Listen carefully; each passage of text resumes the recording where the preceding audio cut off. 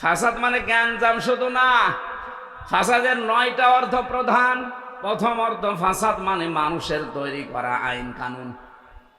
এই দুনিয়ায় যারা মানুষের তৈরি করা আইন আর কানুন প্রতিষ্ঠার জন্য চেষ্টা চালায়, এরা আন্দোলন করে, মিছিল মিটিং করে, কাজ কারবার করে, আল্লাহর ভাষায় তাদের অনুসরণ করা জায়েজ নেই। বাংলাদেশে যদি কোন রাজনৈতিক দলের কাজ এটা হয়, তাহলে আপনি ওখানে যদি থাকেন, আল্লাহর এই আয়াত আপনি মানেননি, এই আয়াত কিয়ামতে আপনার বিরুদ্ধে দাঁড়াবে। আপনি কি বিশ্বাস করেন কোরআনের কোন আয়াত আপনার বিরুদ্ধে যদি কিয়ামতে অবস্থান নেয় আপনি মাপ পেয়ে যাবেন? বলেন না কেন? আরে ভাই, দুনিয়ায় কি সব হয়ে গেল? আমি তো আপনাকে বাঁচাতে চাই, আশা করছি আপনি কথা বুঝতেছেন। আলা তুতিউ আমরাল মুসরিফিন আল্লাযীনা ইফসিদুনা ফিল আরদি। সুতরাং এই বাংলাদেশের সাথে আয়াতটা এবার মিলাবেন। মানুষের তৈরি করা আইন যারাই প্রতিষ্ঠা করতে চায়, সে যে দলের লোক হোক, ওর পেছনে থাকা জায়েজ নেই। এখন যদি বলেন হুজুর এটা তো আমার সাথে মিলে যাচ্ছে, আমি করব কি? আমি কি আয়াত নতুন করে নাজিল করব?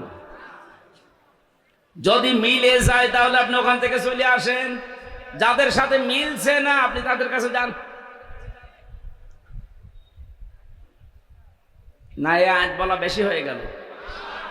কিসের বেশি হওয়া? আল্লাহ যা বলেছে আমি তো সেই ফোর্সেই বললাম। এখন মানা না মানা আপনার বিবেকের ব্যাপার। যদি না মানেন তাহলে আল্লাহ যে ফেরেশতা দিয়ে মুগুর রেডি করছে, একবার দেবে বাড়ি, 70 গজ নিচে চলে যাবে। কথা বলেন না কেন? হ্যাঁ, ধারণা আসতে পারে আমি নামাজ পড়ি, আমি রোজা রাখি, আমি চিল্লায় যাই, তারপরও মানে আপনার নামাজ রোজা আপনার চিল্লা নেওয়ার জন্য আল্লাহ বসে আছে।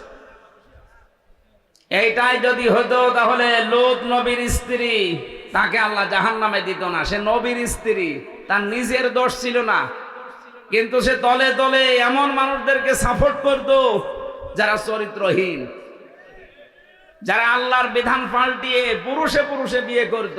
এই মানুষগুলোর সাপোর্ট করার কারণে নবীর স্ত্রীকে যদি আল্লাহ জাহান্নামে দেয়, আজ যারা আল্লাহর আয়াতের পরিবর্তে মানুষের তৈরি করা আইন কানুন প্রতিষ্ঠা করতে চায়, তারাও ওই লোক নবীর জামানার উম্মতের মতোই।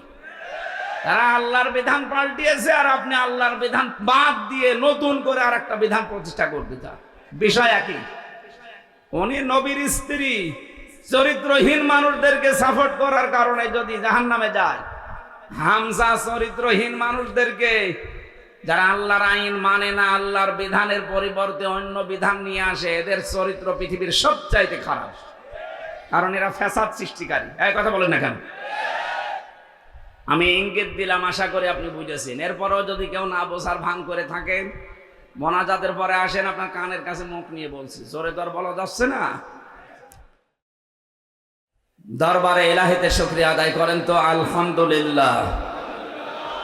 দরুদ আর সালাম পড়ছি আমাদের নবী মুহাম্মদ রাসূলুল্লাহ সাল্লাল্লাহু আলাইহি ওয়াসাল্লামের প্রতি। কথা বলতে গেলে কিছু মানুষের মনের ভেতরে খটকা লাগে, না জানি আবার বিরুদ্ধে চলে যায় কিনা। আরে ভাই, আমি কোরআন দিয়ে কথা বলি। কোরআনের কথা শুনলে ভয়ে থাকবে, আতঙ্কে থাকবে তো তারা যারা মুনাফিক। আপনি কি মুনাফিক? ওই জামানায় এই সিস্টেম ছিল, যখনই কোনো আয়াত নাজিল হতো, মুনাফিক যারা নামধারী মুসলমান ওপরে ওপরে ঘোষণা দিত কালেমার, ভেতরে ভেতরে তারা ছিল কপটতাকারী, তারা ছিল সংকীর্ণ মনে, কালো রোগ বিশিষ্ট অন্তর নিয়ে তারা বাস করত।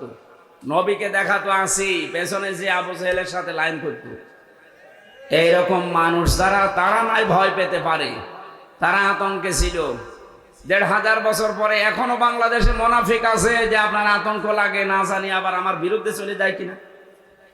কয় আমরা যারা বসে আছি, কয় আমাদের তো কোনো টেনশন নেই। আল্লাহকে শুধু আমাদের না, আপনারও জন্য আল্লাহ বলেন। সুতরাং আমি যা বলছি যদি মিলাতে পারেন যে না এটা বানানো কথা, তাহলে আমি বলবো না। কিন্তু যদি আপনি দেখেন যে না এটা তো কোরআনের সাথে মিলছে, কোরআন সংশোধন করবেন না নিজে সংশোধন হবেন। আশা করছি আপনি মনে প্রাণে এটা বিশ্বাস করেছেন। আজ বিভিন্ন দ্রব্য মূল্যের ঊর্ধ্বগতি বাড়তেছে, এইটাও বন্ধ হওয়া সম্ভব। ফালিয়াবুদু رب هذا البيت الذي أطعمهم من جوع وآمنهم من خوف। আল্লাহ বলেন ঘরের মালিকের ইবাদত করো। এ ঘরের মালিকের ইবাদতের তাফসিরে পড়েছি আল্লাহর আইনগুলো একটু মেনে চলার চেষ্টা করো ব্যক্তি, পরিবার, সমাজ, রাষ্ট্রে। দেখবা দুনিয়াতে খাবারের অভাব হবে না, কোনো ভয়ও থাকবে না, খাবারের অভাব হবে না। আমাদের জাতির পিতা হযরত ইব্রাহিম আলাইহিস সালামের তথ্যটা জানা দরকার অনেকের। হযরত ইব্রাহিম নবী আলাইহিস সালাম যেদিন বিবি হাজেরা এবং ইসমাইলকে রেখে আসেন এই মরুভূমির ময়দানে, সেদিন তিনি দোয়া করেছিলেন, মাবুদ তুমি আমার এই বংশধর যাদেরকে রেখে গেলাম, তিনি তো কথা মুখ দিয়ে উচ্চারণ করতে পারছিলেন না। খাদিজা হাজেরা রাদিয়াল্লাহু তাআলা আনহা যখনই জিজ্ঞাসা করেছে, স্বামী এটা কি নিজের সিদ্ধান্তে রেখে যাচ্ছে না আল্লাহর সিদ্ধান্তে? ৮০ বছর পর একটা সন্তান আল্লাহ দিয়েছেন, সেই সন্তানকে পর্যন্ত তিনি মরুভূমিতে রেখে যাচ্ছেন আল্লাহর নির্দেশ মতো। ওই সময় তিনি কথার মুখ দিয়ে বের হয়নি, আকাশের দিকে আঙ্গুল দিয়ে বলেছিলেন হ্যাঁ আল্লাহর অর্ডারে। তিনি ওই দিন দোয়া করেছিলেন, তার দোয়াটা ওই জামানায় কেউ শোনেনি, কিন্তু আল্লাহ পাক কোট করে রেখেছেন কোরআনে।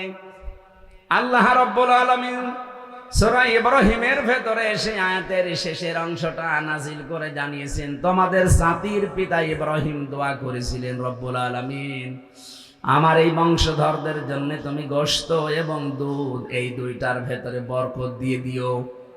এজন্য আরব জাহানের ভেতরে শুধু মক্কায় আপনি অন্য কোনো ফসল পাবেন না, দেখবেন এখানে গোশত আর দুধের কোনো অভাব নেই। উট বলেন, বকরি বলেন, দুম্বা বলেন, এগুলো দিয়ে গোশত আর দুধ, আমাদের এটা জাতির পিতার দোয়ার ফসল, কিয়ামত পর্যন্ত এই বরকত থাকবে। এমন একটা জাতির পিতা আমরা পেয়েছিলাম, দোয়ার ফসল চলছে এখন, কিয়ামত পর্যন্ত দোয়া চলতে থাকবে। আর আমরা যারা জাতির পিতা দাবি করি, কি দোয়া করেছে? আমি নিচে নামলাম না। আমার ভাইরা, আমি যেটা বোঝাতে যাচ্ছিলাম, যখন ইব্রাহিম নবীর নাম এসেই গেছে, আর একটা পয়েন্ট বলছি, ওয়াজতাবাকুম ওয়া মা জাআলা আলাইকুম ফিদ্দীনি মিন হারাজ।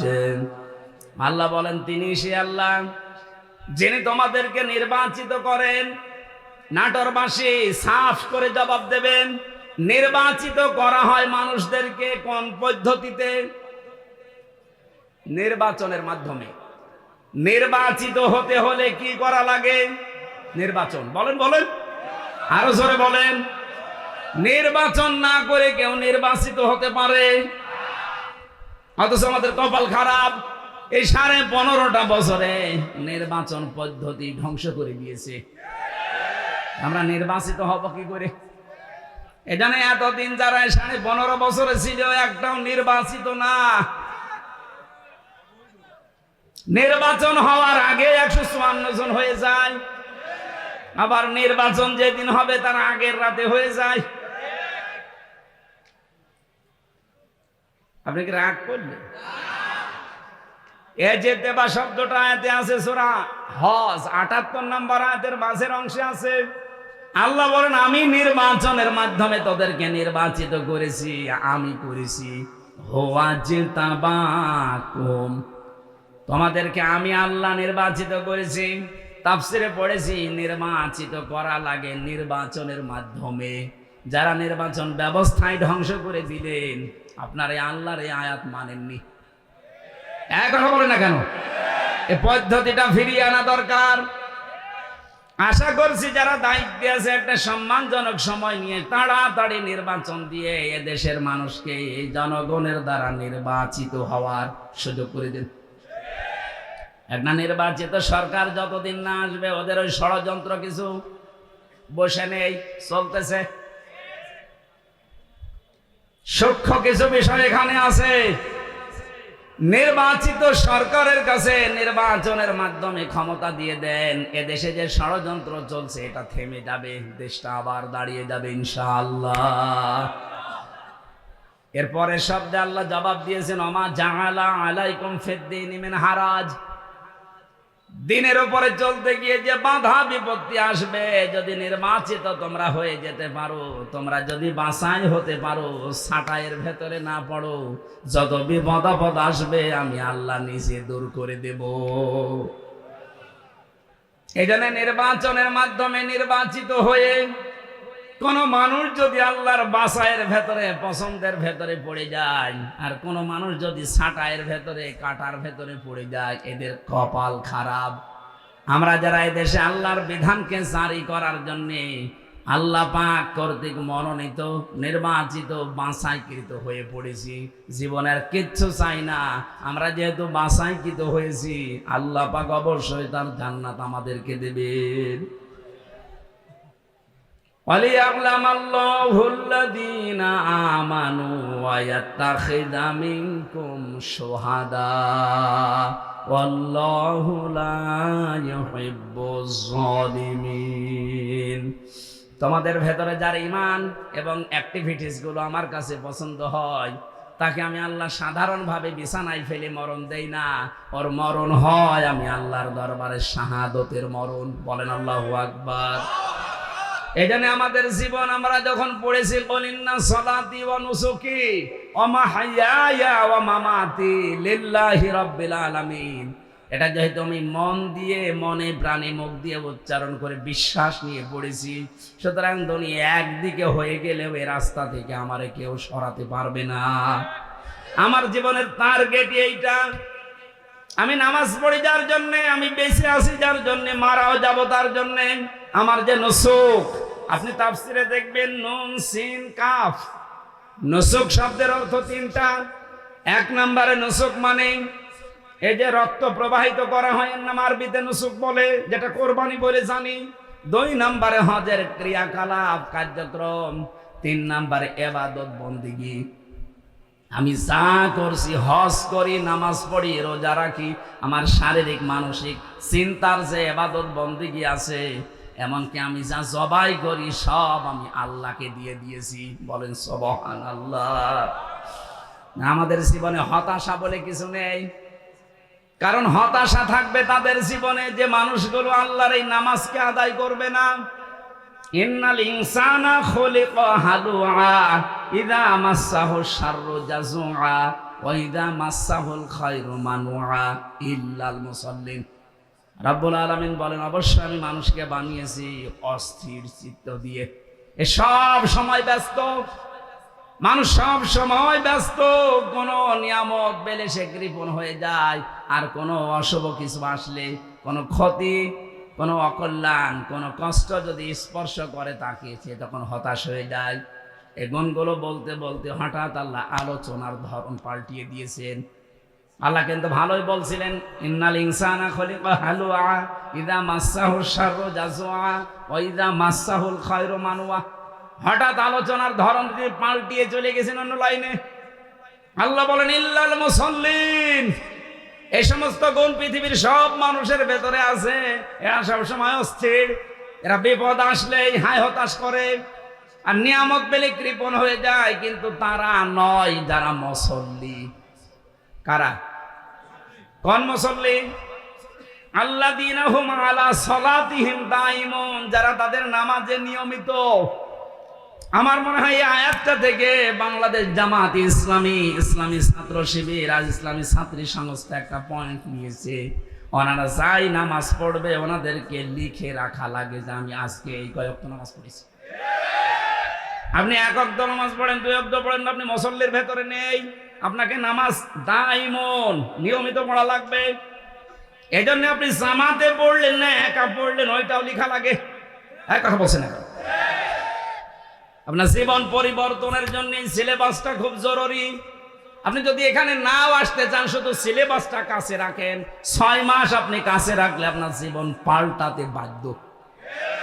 আরে ভাই, আমি নিজে তো পরীক্ষিত। 6 মাস রেখে দেখেন না কেন?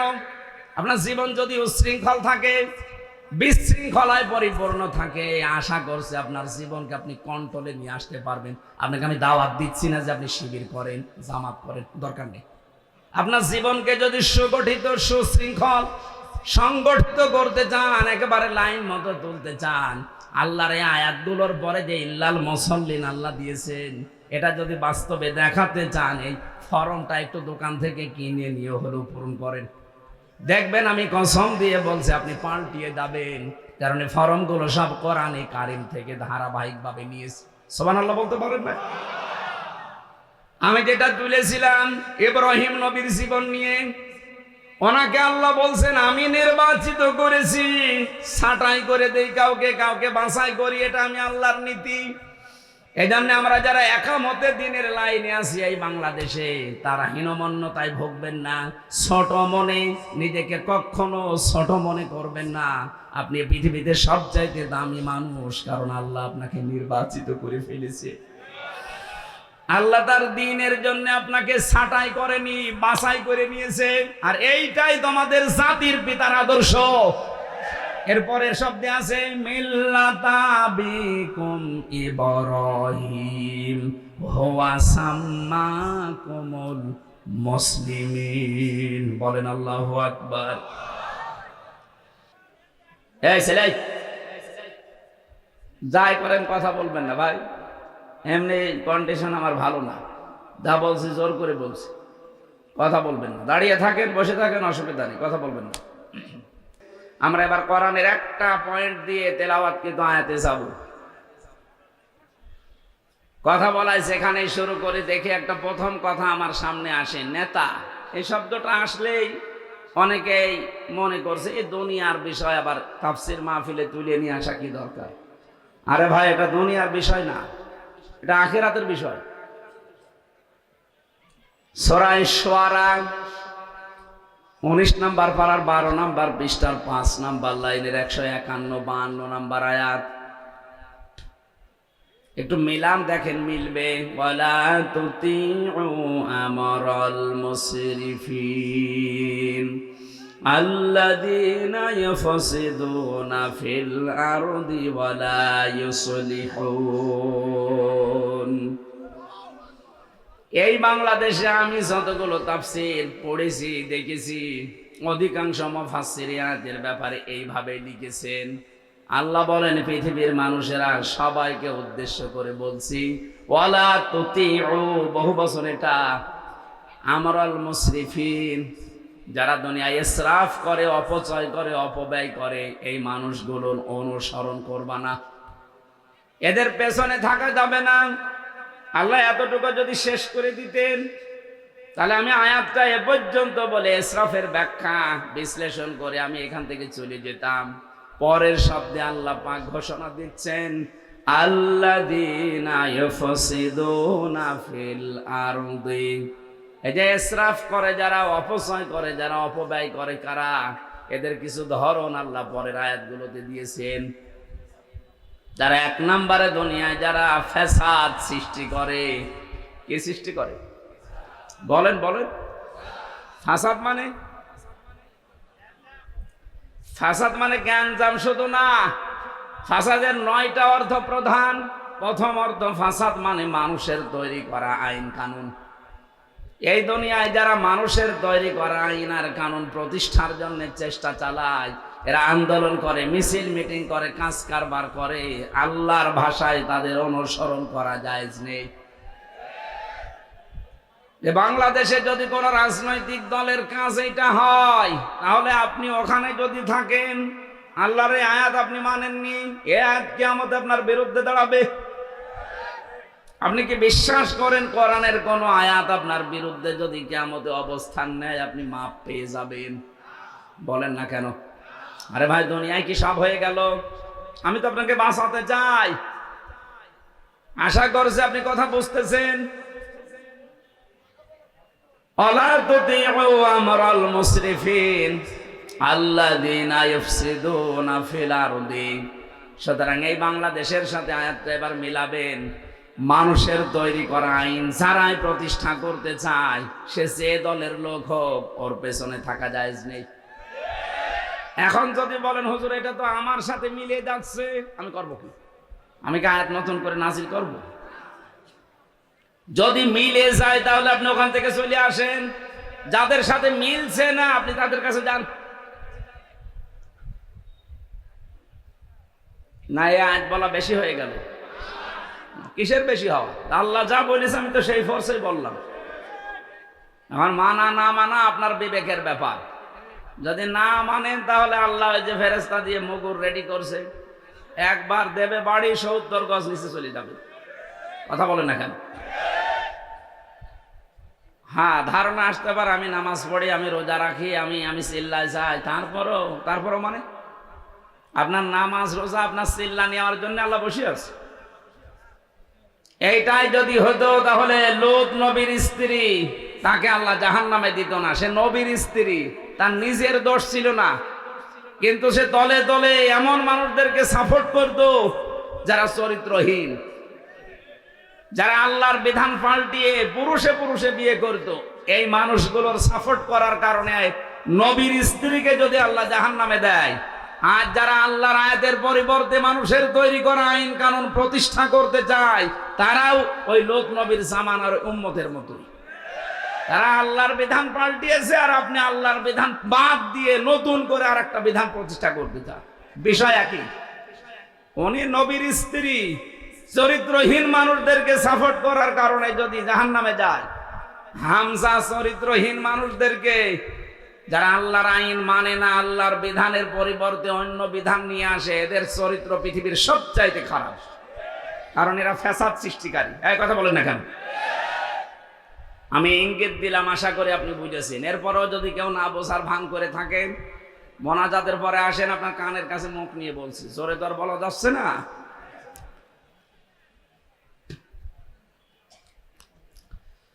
নাটোরবাসী, আমি কথা বলছি খুব অল্প সময়, খেয়াল করে মেলাবেন।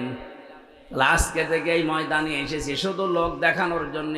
মানুষ আমার চেহারা দেখবে, আমি তার চেহারা দেখব না। আমি সিদ্ধান্ত নিয়ে যাব, দুনিয়ায় যারা মানুষের তৈরি করা আইন প্রতিষ্ঠা করে, আন্দোলন করে, আমি আজকে থেকে আর ওই রকম মানুষের পেছনে নেই। আরে এইটা বাংলাদেশের মানুষ মেনে নিলে তো ডক্টর ইউনূস আর 2 বছর থাকা লাগে না।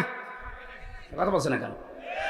এইটাই যদি আমরা মেনে নিতে পারতাম, হ্যাঁ ষড়যন্ত্র আছে, হচ্ছে, হবে। আফগানিস্তান যদি আল্লাহর বিধান কায়েম করে টিকে থাকতে পারে, বাংলাদেশে আল্লাহর বিধান কায়েম হয়ে গেলে আমরাও টিকে যাব। কারণ আল্লাহর রহমত তখন আকাশ ফুঁড়ে নাজিল হয়ে যাবে। কথা বলেন ঠিক কিনা? এটা আমি বানালাম। কোরআনে কারীম জানাচ্ছে, ওয়ালাউ আন্না আহলাল কুরা আমানু ওয়াত্তাকাউ লাফাতাহনা আলাইহিম বারাকাতিম মিনাস সামাই ওয়াল আরদ। সূরা আরাফের 96 নম্বর আয়াতের প্রথম অংশে আছে, আল্লাহ পাক বলেন, জনপদের লোকেরা যদি আমি আল্লাহর উপরে ঈমান আনে, আর ওই দাবি অনুযায়ী যদি ভয় করে চলার নীতি অবলম্বন করে, আকাশ আর জমিনে যত বরকতের দরজা আছে আমি আল্লাহ সব খুলে দেব। লাফাতাহনা, লামে তাকিদ, সুপারলেটিভ ডিগ্রি। এটা আল্লাহ নিজে গ্যারান্টি দিচ্ছেন যে আমি খুলে দেব। 1 বিঘা জমিতে যদি 20 মণ ধান হয়, যে জনপদের লোকেরা আল্লাহর প্রতি সঠিকভাবে ঈমান আনার পরে তাকে মেনে চলার সিদ্ধান্ত নেবে, আল্লাহর আইনগুলো, আল্লাহ গ্যারান্টি দিলেন ওই এলাকার জন্য, জনপদের জন্য যত বরকতের দরজা জমিন আর আকাশে আছে সব খুলে দেব। আল্লাহর গ্যারান্টি আমাদের এখনো বিশ্বাস হচ্ছে না। কথা বলেন না কেন? যদি এটা আমরা বিশ্বাস করতাম, এদেশে বহু মানুষ কিন্তু এটা বিশ্বাস করানোর জন্য জান প্রাণ দিয়ে তারা খাটতেছে। আপনি তাদের কষ্টের মূল্য দিতে চান না।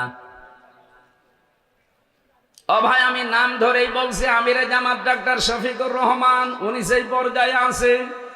ওনার যা টাকা পয়সার মালিক, আল্লাহ ওনারে বানিয়েছে, ওনার যে ব্যবসা প্রতিষ্ঠান আছে, উনি মানবতার জন্য যদি কাজ না করে, চিন্তা ভাবনা না করে, শুধু নিজে খাবো, নিজে পরে যতদিন আছে বেশি আরামে আয়েসে কাটাবো, কোনো ব্যাপার ছিল না। ওই রকম জীবন আর একটা পেলে উনি কাটাতে পারত। এক কথা বলেন না কেন? এই ঝানসাবি ক্ষুব্ধ রাস্তায় ওনার আসার দরকার কি? কেন আজকে সিলেটে, কালকে চট্টগ্রামে, এরপরের দিন নাটোরে, এরপরের দিন খুলনায় এত দৌড়ানো লাগবে? তার কি অভাব আছে আপনার মতো? তাতে বিশাল হাসপাতাল আছে, ওইটা দিয়ে যদি জায়েজ পন্থায় উনি করে খেতে চায়, মরণ পর্যন্ত হালাল রুজি খেতে পারবে, 1 টাকাও হারাম উপায় করা লাগবে না। কোন কারণে এই মানুষটা এই রাস্তায় আসতেছে? আপনার বিবেকে কি নাড়া দেয় না? উনি বুঝেছেন খায়রুন নাস মাইয়ানফাউন নাস, হাদিস। নবীজি কিন্তু খায়রুন নাস বলার পরে মাইয়ানফাউল মুসলিমুনা বলেননি, যে মানুষের ভেতরে ওইটা উত্তম যে পৃথিবীতে শুধু মুসলমানদের উপকার করছে এবং করবে না। এনফাউ যেটা মোজারে বর্তমান ভবিষ্যৎ, প্রেজেন্ট ফিউচার, এরপরে আল্লাহর নবী মুসলিমুনা দেয়নি, দিয়েছে খায়রুন নাস মাইয়ানফাউন নাস। পৃথিবীতে শ্রেষ্ঠ মানুষ আল্লাহর দরবারে ওইটা যে বেশি বেশি নামাজ পড়ে না, যে বেশি বেশি রোজা রাখে না, যে বেশি জিকির করে। কখনো নবী যে কথা বলেননি, বিশ্ব নবী জানিয়েছেন ওই লোকটাই আল্লাহর কাছে সবচাইতে দামি, যার দ্বারা মানুষের উপকার হয়, কল্যাণ হয়। আরে পৃথিবীতে মানুষের কল্যাণের জন্য সব চাইতে বড় মাধ্যম আল্লাহর বিধান। এটা যতদিন পর্যন্ত না আসবে ততদিন মানুষের আসল যে কল্যাণ এটা সাধন করা সম্ভব না। আজ আংশিক আমাদের কাছে আছে, এই জন্য আমরা আংশিক কল্যাণ পাই। যতদিন পর্যন্ত এটা প্রতিষ্ঠিত না হবে বাস্তব যে কল্যাণ, আকাশের দরজা জমিনের বরকতের দরজা খুলে যাবে, এটা আপনি দেখতে পাবেন না। সুতরাং এইটা প্রতিষ্ঠার মাধ্যমে আল্লাহর এই দরজাগুলো আমরা খুলতে চাই। কথা বলেন ঠিক কিনা? এই আয়াতের ভেতরে আমরা কয়েকটা জিনিস পেয়েছি। 1 নম্বরে যারা ইসরাফ করবে, দুনিয়ায় অপচয় করবে, অপব্যয় করবে, তাদের ব্যক্তিগত জীবনে, পারিবারিক জীবনে, সামাজিক জীবনে, রাজনৈতিক জীবনে, অর্থনৈতিক জীবনে, আন্তর্জাতিক জীবনে, রাষ্ট্রীয় জীবনে, সব জায়গায় যারা শুধু অপচয় করে। জামা একটা হলেই হয়, প্রতিদিন নতুন নতুন একটা করে শার্ট পরে, এরকম মানুষ এই দেশে আছে এবং ছিল। কথা বলেন না কেন? এটা অপচয় না? দুনিয়াতে যাকেই দেখবেন উনি অপচয়কারী, অপব্যয়কারী, তার পেছনে থাকবেন না, কারণ সে একটা নিজেই শয়তান। নামাজ পড়েননি আপনি, শয়তানের কথা আমি কোরআনে পাইনি, বলেন তো কোনো আলেম পেয়েছে কিনা? রোজা রাখে না, সে শয়তানের কথা আল্লাহ পাক বলেননি। হজ করেননি আপনি, শয়তানের কথা আমি পাইনি। কিন্তু যারা অপচয় করে, অপব্যয় করে, এই মানুষগুলোকে আল্লাহ বলেন এরা শয়তানের ভাই। ইন্নাল মুবাদ্দিরিনা কানু ইখওয়ানাশ শায়াতিন ওয়া কানাশ শাইতানু লিরাব্বিহি কাফুরা। সূরা বানী ইসরাঈলের ভেতরে আছে যারা অপচয় করে, অপব্যয় করে, এই মানুষগুলো শয়তানের ভাই। আমি এরকম কড়া কথা কোরআনে কোনো জায়গায় পাইনি। নামাজ পড়েননি, শয়তানের ভাই না, নেই। কিন্তু অপচয় করলে সে শয়তানের ভাই হয়ে যায়। ঘোষণাকার। এই 15.5 বছর আমরা এটা অনেককে দেখতেছি। এই 15.5 বছরের ভেতরে যত অপচয় হয়েছে, অপব্যয় হয়েছে, এগুলো যদি অপচয় অপব্যয় না করে শুধুমাত্র জনগণের জন্য, রাষ্ট্রের কাজের জন্য ব্যবহার করতেন, আল্লাহর কসমে এই দেশটা কিন্তু দাঁড়িয়ে যেত। আমরা তো এইটাই চাচ্ছি, অপচয় অপব্যয় বন্ধ করেন, সত্য এবং ন্যায়কে দেশে প্রতিষ্ঠা করে দেন। যা আছে এইটা নিয়ে আল্লাহ দেশ দাঁড় করিয়ে দেবে। নবীজিকে আল্লাহ বলেছিলেন, হে নবী আপনি এখান থেকে চলে যাচ্ছেন, কিন্তু এই দোয়াটা করেন আমার কাছে, আকুর রব্বি আদখিলনি মাদখালা সিদকি ওয়া আখরিজনি মুখরাজা সিদকি ওয়া জাআলনি মিন লাদুনকা সুলতানান নাসীরা। এই শেষের যে কথাটা, আল্লাহ তুমি আমাকে এমন একটা রাষ্ট্র ক্ষমতা দান করো যেখানে তোমার সাহায্য থাকে। আমার তো মনে হচ্ছে দেশে একামতে দিনের দায়িত্ব যারা পালন করে, তাদের একটা মানুষকে মুখ দিয়ে যদি বলাতে পারেন, তারা যদি বলে আমরা জামাতে ইসলামের প্রতিষ্ঠা চাই, আমি আজকে থেকে তওবা করে ফিরে আসবো। আপনি যাকেই জিজ্ঞাসা করে সে জীবনেও বলবে না আমরা জামাতে ইসলামের প্রতিষ্ঠায় দেশে চাই। তারা বলতে বাধ্য হবে আমরা আল্লাহর কোরআনের প্রতিষ্ঠা চাই। এইটাই তো আসল বিষয়। এই কথা বোঝার চেষ্টা করেন। আল্লাহর কোরআনে কারীম যদি দেশে প্রতিষ্ঠিত সত্যি হয়ে যায়, আমি আপনাকে গ্যারান্টি শুধু না অনেকেই দিচ্ছে, এদেশে চাঁদাবাজি থাকবে না। আজ আমরা অনেকে আতঙ্কে আছি, বাইরে গেলে অনেককে মেরে ফেলছে মানুষ বিভিন্ন কায়দায়। এই গ্যারান্টি কোরআনে কারীম দিয়েছে ১৫০০ বছর আগে। ফামান তাবিআ হুদায়া ফালা খাউফুন আলাইহিম ওয়ালা হুম ইয়াহজানুন। আমার পাঠানো হেদায়েত যদি কেউ অনুসরণ করে চলতে পারো, আমি আল্লাহ গ্যারান্টি দিচ্ছি কোনো ভয় থাকবে না, কোনো চিন্তা থাকবে না। স্বাধীন হয়েছে ঠিক, কিন্তু এখনো ভয় আছে না নেই? এখনো অনেক আওয়ামী জাহিলিয়াত যারা, এ মানুষগুলোর কারণে এখনো ভয়ে ভয়ে আছি। এই ভয়টা থাকবে না যদি এটা কায়েম হয়ে যায়। এই জন্য আমরা গ্যারান্টি দিতে পারি, এটা কায়েম করে দেন। আল্লাহর ঘোষণা মিথ্যা হবে না। তখন আপনি ঘরের ভেতরে যেভাবে নিরাপদে আছেন, রাস্তাঘাটে ওভাবে নিরাপদে থাকবে। বলেন বলেন। আজ বিভিন্ন দ্রব্য মূল্যের ঊর্ধ্বগতি বাড়তেছে, এইটাও বন্ধ হওয়া সম্ভব।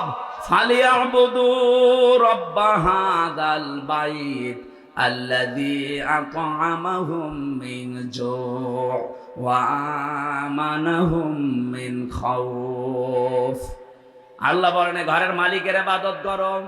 এ ঘরের মালিকের ইবাদতের তাফসিরে পড়েছি, আল্লাহর আইনগুলো একটু মেনে চলার চেষ্টা করো ব্যক্তি, পরিবার, সমাজ, রাষ্ট্রে।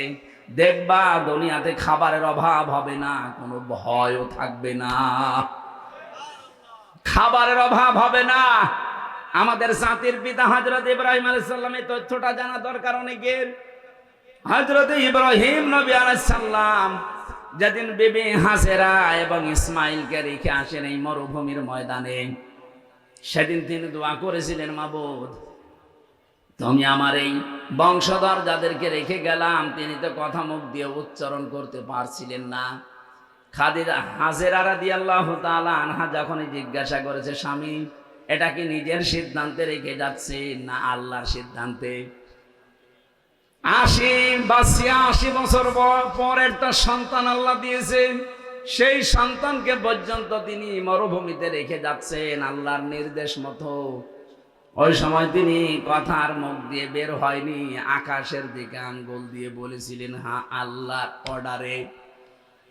তিনি ওই দিন দোয়া করেছিলেন, তার দোয়াটা ওই জামানায় কেউ শোনেনি, কিন্তু আল্লাহ পাক কোট করে রেখেছেন কোরআনে। আল্লাহ রাব্বুল আলামিন সূরা ইব্রাহিমের ভেতরে সেই আয়াতের শেষের অংশটা নাজিল করে জানিয়েছেন, তোমাদের জাতির পিতা ইব্রাহিম দোয়া করেছিলেন, রব্বুল আলামিন আমার এই বংশধরদের জন্য তুমি গোশত এবং দুধ এই দুইটার ভেতরে বরকত দিয়ে দিও। এজন্য আরব জাহানের ভেতরে শুধু মক্কায় আপনি অন্য কোনো ফসল পাবেন না। দেখবেন এখানে গোশত আর দুধের কোনো অভাব নেই। উট বলেন, বকরি বলেন, দুম্বা বলেন, এগুলো দিয়ে গোশত আর দুধ। আমাদের এটা জাতির পিতার দোয়ার ফসল, কিয়ামত পর্যন্ত এই বরকত থাকবে।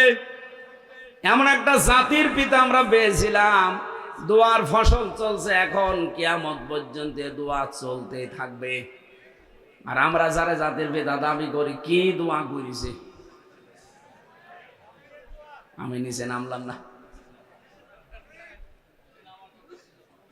আমার ভাইরা, আমি যেটা বোঝাতে যাচ্ছিলাম, যখন ইব্রাহিম নবীর নাম এসেই গেছে, আর একটা পয়েন্ট বলছি, হুয়া জিতাবাকুম ওয়া মা জাআলা আলাইকুম ফিদ্দীনি মিন হারাজ। আল্লাহ বলেন, তিনি সে আল্লাহ যিনি তোমাদেরকে নির্বাচিত করেন। নাটোরবাসী সাফ করে জবাব দেবেন, নির্বাচিত করা হয় মানুষদেরকে কোন পদ্ধতিতে? নির্বাচনের মাধ্যমে। নির্বাচিত হতে হলে কি করা লাগে? নির্বাচন। বলেন বলেন, আরো জোরে বলেন। নির্বাচন না করে কেউ নির্বাচিত হতে পারে? অথচ আমাদের কপাল খারাপ, এই 15.5টা বছরে নির্বাচন পদ্ধতি ধ্বংস করে দিয়েছে। আমরা নির্বাচিত হব কি করে? এখানে এতদিন যারা 15.5 বছরে ছিল, একটাও নির্বাচিত না। নির্বাচন হওয়ার আগে 154 জন হয়ে যায়, আবার নির্বাচন যেদিন হবে তার আগের রাতে হয়ে যায়। আপনি কি রাগ করলেন? এ যেতে বা শব্দটা আয়াতে আছে সূরা হজ 78 নম্বর আয়াতের মাঝের অংশে আছে। আল্লাহ বলেন, আমি নির্বাচনের মাধ্যমে তোদেরকে নির্বাচিত করেছি, আমি করেছি। হুয়াজতাবাকুম, তোমাদেরকে আমি আল্লাহ নির্বাচিত করেছি।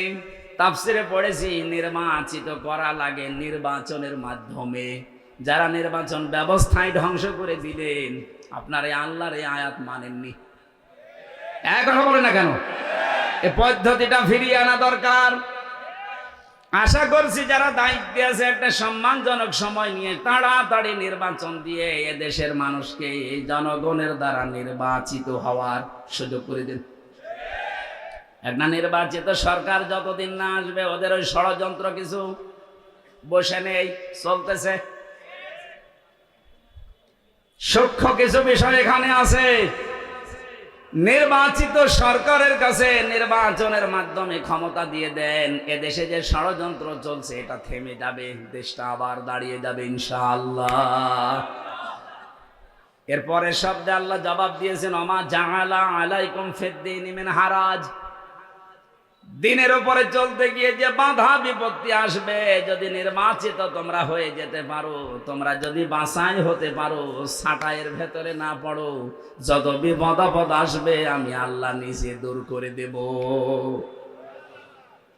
এই জন্য নির্বাচনের মাধ্যমে নির্বাচিত হয়ে কোন মানুষ যদি আল্লাহর বাছাইয়ের ভেতরে পছন্দের ভেতরে পড়ে যায়, আর কোন মানুষ যদি ছাঁটাইয়ের ভেতরে কাটার ভেতরে পড়ে যায়, এদের কপাল খারাপ।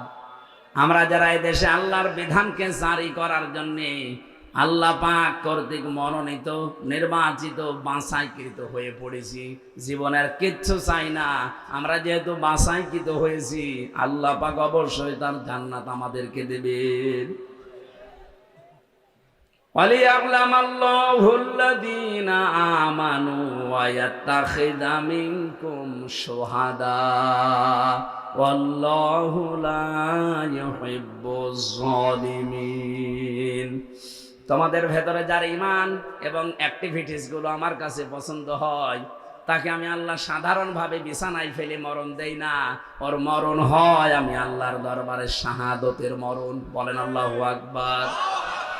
এই জন্য আমাদের জীবন আমরা যখন পড়েছি, বলিন্না সলাতি ওয়া নুসুকি ওয়া মাহইয়ায়া ওয়া মামাতি লিল্লাহি রাব্বিল আলামিন, এটা যেহেতু আমি মন দিয়ে, মনে প্রাণে মুখ দিয়ে উচ্চারণ করে বিশ্বাস নিয়ে পড়েছি, সুতরাং দুনিয়া একদিকে হয়ে গেলেও এই রাস্তা থেকে আমারে কেউ সরাতে পারবে না। আমার জীবনের টার্গেট এইটা। আমি নামাজ পড়ি যার জন্যে, আমি বেঁচে আছি যার জন্যে, মারাও যাব তার জন্যে। আমার যে নুসুক, আপনি তাফসিরে দেখবেন নুন সিন কাফ, নুসুক শব্দের অর্থ তিনটা। এক নম্বরে নুসুক মানে এই যে রক্ত প্রবাহিত করা হয়, এর নাম আরবিতে নুসুক বলে, যেটা কোরবানি বলে জানি। দুই নম্বরে হজের ক্রিয়াকলাপ কার্যক্রম। তিন নম্বরে ইবাদত বন্দেগী। আমি যা করছি, হজ করি, নামাজ পড়ি, রোজা রাখি, আমার শারীরিক মানসিক চিন্তার যে ইবাদত বন্দেগী আছে, এমনকি আমি যা জবাই করি সব আমি আল্লাহকে দিয়ে দিয়েছি। বলেন সুবহানাল্লাহ। আমাদের জীবনে হতাশা বলে কিছু নেই, কারণ হতাশা থাকবে তাদের জীবনে যে মানুষগুলো আল্লাহর এই নামাজকে আদায় করবে না। ইন্নাল ইনসানা খুলিকা হালুআ ইযা মাসসাহু শাররু জাযুআ ওয়া ইযা মাসসাহুল খায়রু মানুআ ইল্লাল মুসাল্লিন। রাব্বুল আলামিন বলেন, অবশ্যই আমি মানুষকে বানিয়েছি অস্থির চিত্ত দিয়ে। এ সব সময় ব্যস্ত মানুষ, সব সময় ব্যস্ত। কোন নিয়ামত পেলে সে কৃপণ হয়ে যায়, আর কোন অশুভ কিছু আসলে, কোন ক্ষতি, কোন অকল্যাণ, কোন কষ্ট যদি স্পর্শ করে তাকে, সে তখন হতাশ হয়ে যায়। এই গুণগুলো বলতে বলতে হঠাৎ আল্লাহ আলোচনার ধরন পাল্টিয়ে দিয়েছেন। আল্লাহ কিন্তু ভালোই বলছিলেন, ইন্নাল ইনসানা খুলিকা হালুআ ইযা মাসসাহু শাররু জাযুআ ওয়া ইযা মাসসাহুল খায়রু মানুআ। হঠাৎ আলোচনার ধরন দিয়ে পাল্টিয়ে চলে গেছেন অন্য লাইনে। আল্লাহ বলেন, ইল্লাল মুসাল্লিন, এই সমস্ত গুণ পৃথিবীর সব মানুষের ভেতরে আছে। এরা সবসময় অস্থির, এরা বিপদ আসলেই হায় হতাশ করে, আর নিয়ামত পেলে কৃপণ হয়ে যায়। কিন্তু তারা নয় যারা মুসল্লি। কারা? কোন মুসল্লি? আল্লাযীনা হুম আলা সালাতিহিম দাইমুন, যারা তাদের নামাজে নিয়মিত। আমার মনে হয় এই আয়াতটা থেকে বাংলাদেশ জামাত ইসলামী, ইসলামী ছাত্র শিবির আর ইসলামী ছাত্রী সংস্থা একটা পয়েন্ট নিয়েছে। ওনারা যাই নামাজ পড়বে ওনাদেরকে লিখে রাখা লাগে যে আমি আজকে এই কয়েক নামাজ পড়েছি। আপনি এক ওয়াক্ত নামাজ পড়েন, দুই ওয়াক্ত পড়েন, আপনি মুসল্লির ভেতরে নেই। আপনাকে নামাজ দাইমন নিয়মিত পড়া লাগবে। এই জন্য আপনি জামাতে পড়লেন না একা পড়লেন, ওইটাও লেখা লাগে। এক কথা বলছেন এখন। আপনার জীবন পরিবর্তনের জন্য সিলেবাসটা খুব জরুরি। আপনি যদি এখানে নাও আসতে চান, শুধু সিলেবাসটা কাছে রাখেন। 6 মাস আপনি কাছে রাখলে আপনার জীবন পাল্টাতে বাধ্য। আরে ভাই, আমি নিজে তো পরীক্ষিত। 6 মাস রেখে দেখেন না কেন?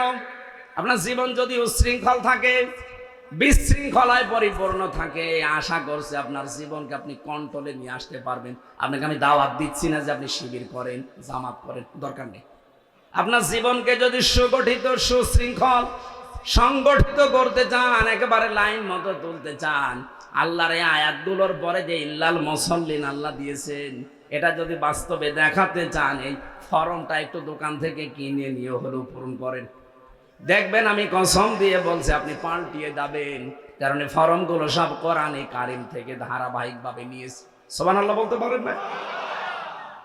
আমি যেটা তুলেছিলাম ইব্রাহিম নবীর জীবন নিয়ে, ওনাকে আল্লাহ বলছেন আমি নির্বাচিত করেছি, ছাঁটাই করে দেই কাউকে, কাউকে বাছাই করি, এটা আমি আল্লাহর নীতি। এই জন্য আমরা যারা একামতে দিনের লাইনে আছি এই বাংলাদেশে, তারা হীনমন্যতায় ভুগবেন না, ছোট মনে নিজেকে কখনো ছোট মনে করবেন না। আপনি পৃথিবীতে সবচাইতে দামি মানুষ, কারণ আল্লাহ আপনাকে নির্বাচিত করে ফেলেছে। আল্লাহ তার দ্বীনের জন্য আপনাকে ছাঁটাই করেনি, বাছাই করে নিয়েছে। আর এইটাই তোমাদের জাতির পিতার আদর্শ। এরপরের শব্দে আছে মিল্লাতা বিকুম ইব্রাহিম হুয়া সাম্মাকুমুল মুসলিমিন। বলেন আল্লাহু আকবার। হাদা বায়ানুল লিন্নাস, আল্লাহ বলেন এর ভেতরে বায়ান করা আছে, বক্তব্য দেওয়া আছে মানুষ বলে যারা দাবি করে তাদের জন্য। বিগত কিছুদিন আগে যে দৃশ্য গেল, কিছু মানুষ এই পৃথিবীতে মানুষ হওয়ার অযোগ্য হয়ে গেছে, তাদেরকে যে মানুষ বলা যায় না, 2006 সালের আজকের এই দিন তার প্রমাণ। আপনারা জসিম ভাইয়ের নাম শুনছিলেন, পিটিয়ে হত্যা করার পরে তার লাশের উপরে কিছু মানুষ ড্যান্স দিয়েছিল। এরা যে মানুষ না, এটা পৃথিবীতে প্রমাণিত। এই জন্যে পৃথিবী তাদেরকে নিষিদ্ধ ঘোষণা অলরেডি করে দিয়েছে। আমরা চাই শুধু এভাবে না, যারা জালিম হবে তাদেরকে এই বাংলাদেশ থেকে চিরতরে আমরা এই জনগণ নিষিদ্ধ করে দেব ইনশাআল্লাহ। সামনে যেন কেউ জুলুম করার দুঃসাহস দেখাতে না পারে। আমি সিরাজগঞ্জ থেকে তার পরের বছর 7 সালে এই গোল চত্বর থেকে উঠেছিলাম সিরাজগঞ্জ রোড, কুষ্টিয়ায় যাচ্ছিলাম। বাসে বসে আছি, ড্রাইভারের পেছনে একটা কুকুর মরে পড়েছিল রাস্তার মাঝে, এই কাটাখালী এই টোল প্লাজা পাওয়ার আগে। ড্রাইভার সাহেব কুকুরের ওপর দিয়ে গাড়ি না দিয়ে বাম দিয়ে দিল, গাড়ি একটা ঝাঁকি দিয়ে উঠেছে। বললাম ভাই আপনি যা করলেন, এখন তো অ্যাক্সিডেন্ট হয়ে যেত, আপনি এমন করলেন মানে? আমার বলছে আপনি দেখতে পাচ্ছেন না একটা কুকুর পড়ে আছে মরে, আমি ডবল করে কুকুরের ওপরে চাকা তুলে দেবো, আমার বিবেক নেই? বললাম আরে ভাই ও তো মরা কুকুর, ওরে মেরে ফেললে কি ও তো আর বুঝবে না। আমার বলছে হুজুর আপনি কি আসলেই হুজুর? আপনি কেমন হুজুর? হ্যাঁ, আপনি দেখছেন একটা মরা কুকুর পড়ে আছে, এরপরে আমি ডবল করে মারবো, আমার বিবেক নেই? না, এই কথাটা শোনার জন্য আমি ছিলাম। আপনি কোন ধর্মের লোক আমি জানি না, পরে জানলাম ওনার নাম সুব্রত নাকি জানো, হিন্দু মানুষ। তা আপনি একজন অমুসলিম, আপনার ঈমান নেই, কিন্তু আপনার বিবেক আছে। আপনার বিবেকে পৃথিবীর নিকৃষ্ট যে কুকুর মরে পড়ে আছে, তারপরও আপনি ডবল করে চাকা দিতে পারলেন না, আপনার বিবেকে বাধা দিল। অথচ গত বছর এই অক্টোবরের এই 28 তারিখে লগি বৈঠার অর্ডার দিয়েছিল যে সারা দেশ থেকে আসো। ওনার কথা মতো সারা দেশ থেকে যারা গিয়ে জসিম ভাইয়ের মতো 11 জন মানুষকে পিটিয়ে মারার পরে যারা ড্যান্স দিয়েছে লাশের উপরে, আমার মনে হয় সবগুলো মার্ডার মামলার মূল হোতা যিনি, তাকে দায়ী করা দরকার। শুধু ওই সময়ে ওখান থেকে শুরু করে আপনি দেখেন, বিডিআর বিদ্রোহ থেকে শুরু করে যত রকমের, কেউ কেউ বলছে বিডিআর বিদ্রোহ। কিসের বিডিআর বিদ্রোহ? বিডিআর হত্যা করা হয়েছে। যতগুলো ঘটনা ইতিহাস হয়ে আছে, আমরা মাঝে মাঝে এই জন্যে তামাম পৃথিবী থেকে আওয়াজ পাচ্ছি। 1500 বছর আগে এই পৃথিবীতে আইএমএ জাহিলিয়াত বলে একটা যুগ ছিল, কথা বলেন না কেন? আর 2024 সালের 5 আগস্ট পর্যন্ত এই বাংলাদেশে আওয়ামী জাহিলিয়াতের একটা যুগ আমরা পার করেছি। সুতরাং এই অন্ধকার যুগ থেকে আল্লাহ আমাদেরকে একটা আলোর যুগে প্রবেশ করাচ্ছেন। এই আলো যেন আমরা কোরআন হাদিসের মাধ্যমে জ্বালতে পারি। কোরআন হাদিস বাদ দিয়ে আলো জ্বালালে আলো টিকবে না। আমরা এখনো পর্যন্ত দেখতে পাচ্ছি অনেকে শিক্ষিত মানুষ, কিন্তু এই মানুষগুলো কাদের ফাঁদে পা দিয়ে যেন এই কথা বলতে চাচ্ছেন। কোরআন হাদিসের কথা যারা বলে তাদেরকে তারা মৌলবাদ বলে চালিয়ে দিচ্ছে। এই জিকির বন্ধ করা লাগবে। কার ফাঁদে পা দিয়ে আপনি এই জিকির করছেন আমি জানি না। এই ধোয়া তুলেই কিন্তু আয়না ঘর বানিয়েছিল। এই ধোয়া তুলেই হাজারো মুসলমানকে গুম করেছে আমার বিশ্ববিদ্যালয় কুষ্টিয়ার ওয়ালিউল্লাহ মুকাদ্দাস। এখনো পর্যন্ত তাদের খোঁজ নেই, 10 বছর হয়ে গেল। বড় আশা নিয়ে আমরা আছি যে কত মানুষ তো আসতেছে বের হয়ে বিভিন্ন জায়গা থেকে, এরা 2 জন যদি ফিরে আসতো, যারা গুম করে রেখেছেন যদি সত্যিই মেরে ফেলেন তাহলে আর কি বলবো। যদি বেঁচে থাকে আল্লাহর রাস্তায় তাদেরকে ফেরত দেন। তার মা বাবা এখনো পর্যন্ত আশায় আছে। সুতরাং এই ধোয়া তুলে বাংলাদেশকে একটা জঙ্গি রাষ্ট্র প্রমাণ করার জন্য বিশ্বে যারা এই 15.5 বছর চেষ্টা চালিয়েছে, তাদের ফাঁদে যদি এখনো কেউ পা দেয়, আমার মনে হয় বাকি কথা না বললেও আপনারা বোঝেন। সুতরাং আমরা চাই এই দেশে কেউ মৌলবাদে জিকির করে যেন মুসলমানদেরকে এই দেশে আর কেউ বিপদে ফেলতে না পারে। যদি এরকম মন মানসিকতা থাকে, আপনিও কিন্তু বিপদে পড়বেন। কারণ আপনি তো একদিন মারা যাবেন। হিন্দু হলে না আপনাকে পুড়িয়ে ফেলতো, খ্রিস্টান হলে না ওইভাবে আপনাকে নিয়ে যেত বিদায় দিতে। আপনি তো মুসলমান দাবি করেন, তখন আপনার জানাজা পড়াবে কে? মৌলবাদী বলে যে গাল দিচ্ছেন। আমরা চাই এদেশে কোনো মানুষ যেন মুসলমান এবং আলেমদেরকে মৌলবাদী বলে গালি না দেয়। এ দাবি আপনারা করেন না?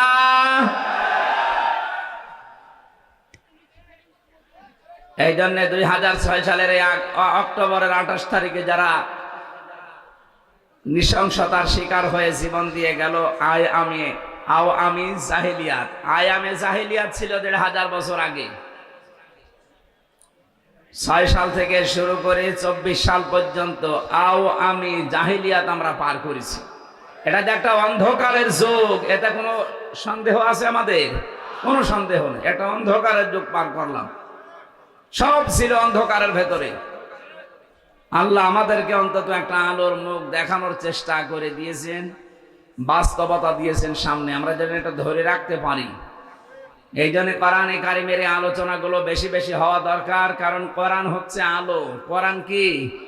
আল্লাহ বলেন হাদা বায়ানুল লিন্নাস, এটা মানুষের জন্য বক্তব্য। ওয়া হুদান, এটা পথ নির্দেশিকা। ওয়া মাউইযাতুন, এটা উপদেশ। লিল মুত্তাকিন, যে মানুষগুলো মুত্তাকি দাবি করে তাদের জন্য। আমরা যেহেতু আল্লাহর বান্দা মুসলিম, এদেশে 96% আমরা বাস করি, সেই হিসাবে কম বেশি আমরা সবাই মুত্তাকি। কিন্তু স্তর আছে, কেউ উপরে থাকবে, কেউ মাঝে থাকবে, কেউ নিচে থাকবে। জান্নাতের স্তর যেমন 8টা, মুত্তাকিদের স্তরও এরকম 8টা। যে যেই ধরনের মুত্তাকি হবে, আল্লাহ তাকে ওই স্তরে জান্নাতে রাখবেন।